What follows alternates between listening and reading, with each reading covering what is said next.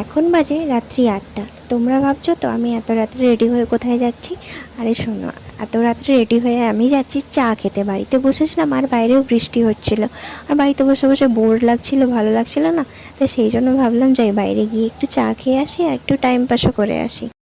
এই যে আমি দেখো বেরিয়ে পড়েছি, রাস্তায় আছি এখন। আর আমি যাই বাড়ির থেকে বেশিটা দূরে না, সামনে জগন্নাথপুর বলে একটা জায়গা আছে, যাদের গৌড়া সোনামুয়ে বাড়ি তারাই জায়গাটা জানবে। তো ওখানে রাস্তার ধারে একটা কাকুর চা দোকান আছে, খুব সুন্দর চাটা বানায়, এত ভালো লাগে খেতে, আমাকে বারবার ওখানেই যাই চা খেতে। আর রাত্রেবেলা বাইকে করে ঘুরতে তো সবারই ভালো লাগে বলো, আমার তো খুবই ভালো লাগে। কার কার ভালো লাগে আমাকে কমেন্টে জানিও একটু, রাত্রেবেলা বাইকে করে ঘুরতে।